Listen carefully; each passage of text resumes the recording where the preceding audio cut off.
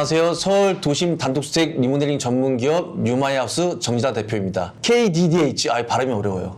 KDDH 대표 건축사님, 김동희 소장님을 모시고 주택을 더욱 멋지게 만드는 포인트라는 주제를 가지고 얘기를 좀 해보도록 하겠습니다. 소장님 간략하게 좀. 네, KDDH 건축 설계사무실의 김동희 대표입니다. 네. 만나서 반갑습니다. 네. 제 이름은 약자긴 한데 제 이름을 강조하는 이유는 동력동 빛날이라서 동쪽에서 빛이 비치는 시간에 이제 태어났어요. 사실 사무실도 그렇게 빛날 수 있는 사무실이었으면 좋겠다는 의미에서. 어떤 건축물을 설계를 좀 많이 하세요, 최근에? 펜션이나 네. 리모델링도 좀 지금 하고 있고요. 네. 건생도 하고 있고 주택이 오히려 수가 약간 줄어들고 있습니다. 원래는 메인이 주택이셨죠?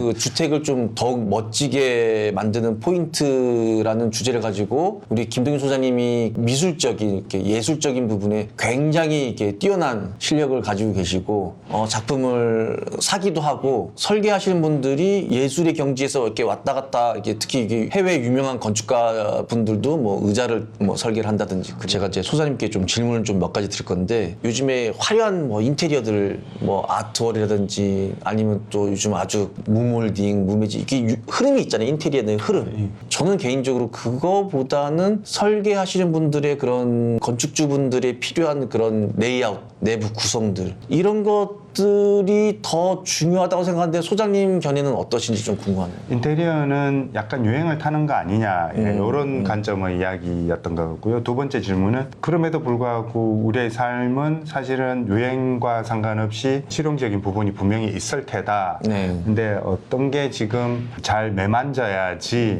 우리 멋지게 주택 공간을 만들 수 있냐에 대한 질문이라고 본다면 저는 당연히 둘 다가 중요하다라는 입장을 말씀드리고 싶고요.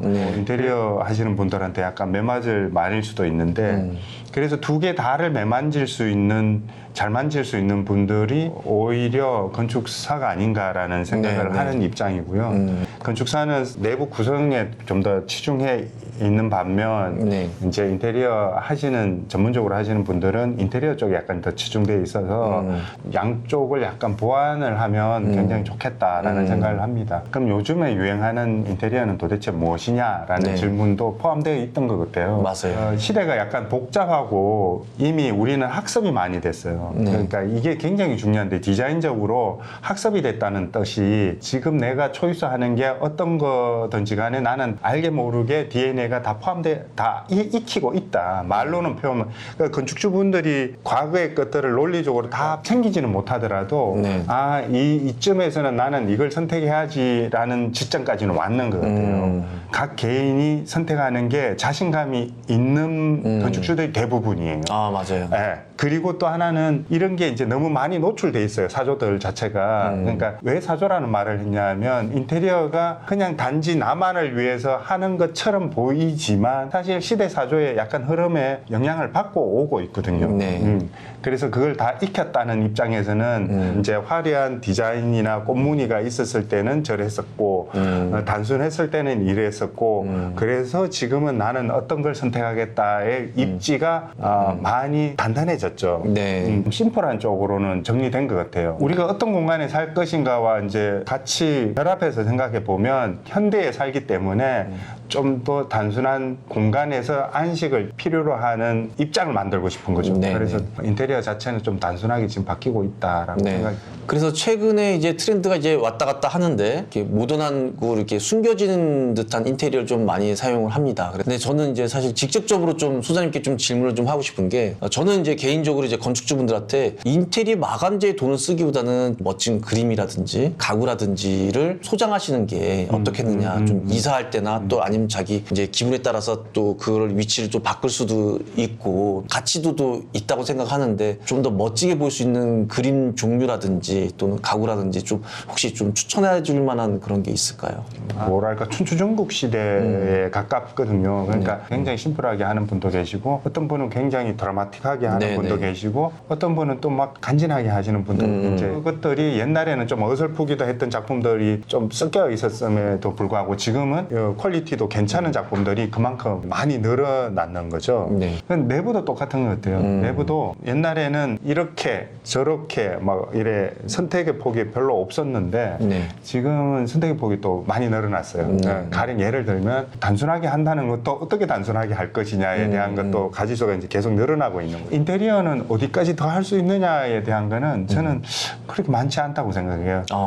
최근에 읽은 책에서도 그런 표현을 하더라고요. 다른 기술은 굉장히 많이 발달해오고 있지만 네. 건축은 20년 전, 30년 전 크게 다르지 않다. 맞습니다. 네. 다만 이제 그게 성향이 바뀌었을 뿐이다. 네, 네. 그래서 더 이상 할 수 있는 게 우리가 무엇일까라고 하면 내 취향을 적절하게 다 잘 공간에 채워 넣는 것.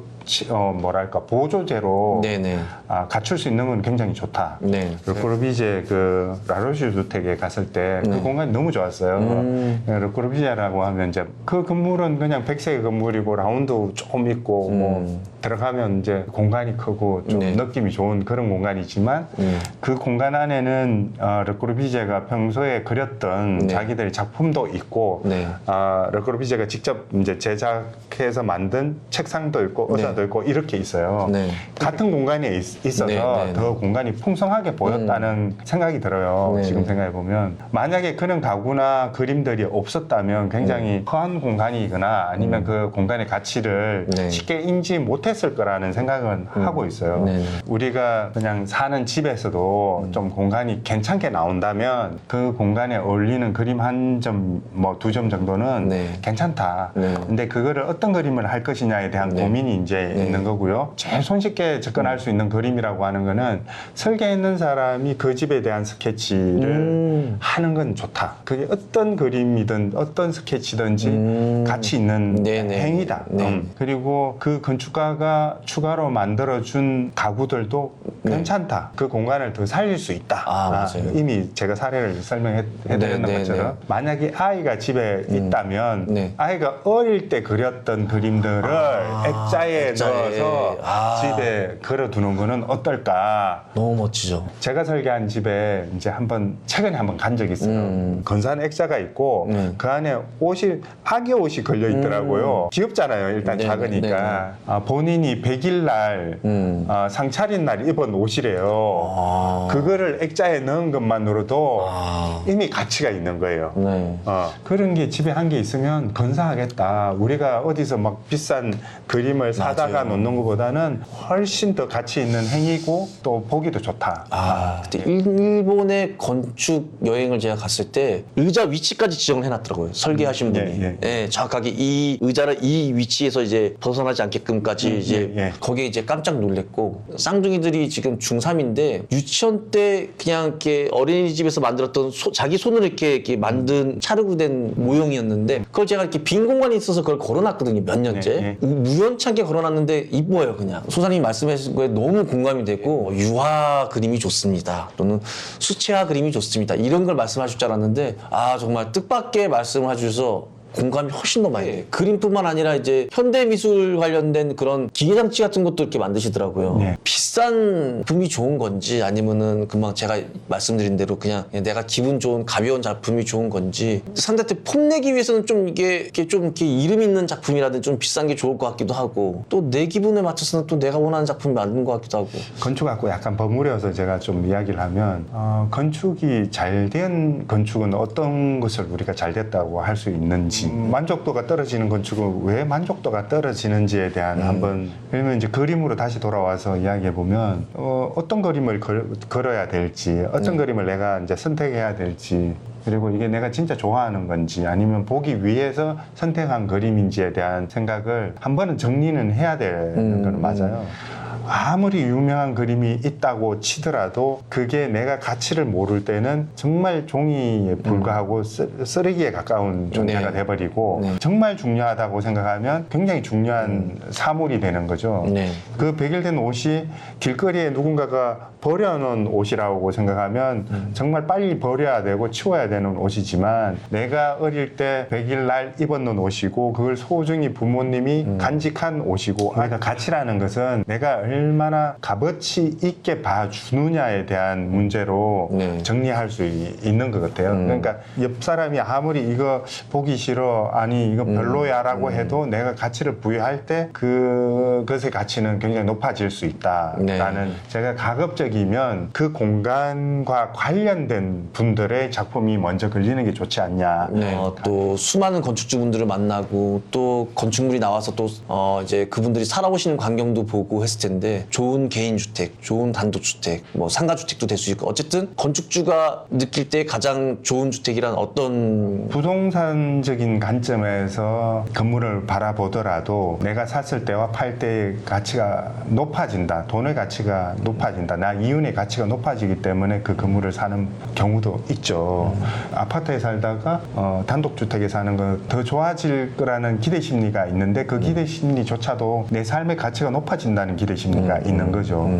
건축은 1부터 100까지 가치가 거꾸로 가는 경우는 거의 없다고 보시면 돼요. 나와 맞는 가치가 어딘지, 나와 맞는 공간이 어떤 건지는 되게 깊이 있게 생각을 해야 된다고 생각합니다. 내가 단정적으로 이런 게 좋습니다라고 하기에는 다양한 부류의 관계들이 있기 때문에 좀 쉽지는 않다. 그래서 소장님하고 저하고 같은 생각 중에 하나가 별채가 있으면 좋다. 이제 별채는 아니지만 1층에 이제 저만의 공간이 있었는데 그런 것들이 이제 주택을 더욱 풍성하게 이제 재밌게 만들어주는 것 같아요. 단독주택을 잘 짓는 방법에 대한 이야기를 해보라면 가장 쉬운 게 별채를 3평짜리라도 한 개 더 지어라. 맞아요.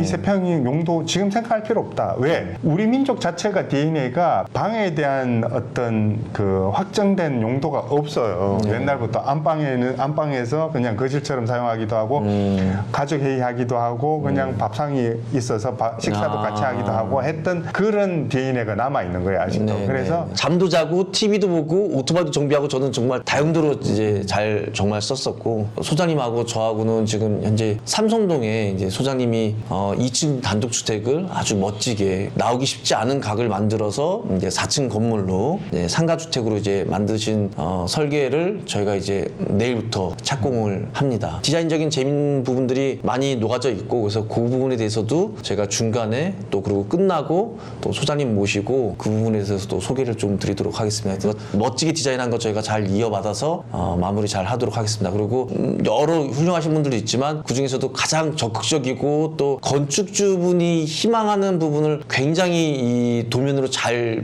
풀어내 주시는 소장님이라고 생각을 하고요. 그래서 건축주분이 희망하시면 그런 예술적인 감각도 얼마든지 또 기능적인 걸 우선으로 또 할 수도 있는 다방면의 설계를 하시는 분이니까 꼭 그 많은 분들이 이렇게 상담 좀 받으시고 가치 있는 공간을 만들 수 있는 건축사사무소 KDDH가 되도록 노력하겠습니다. 감사합니다. 감사합니다.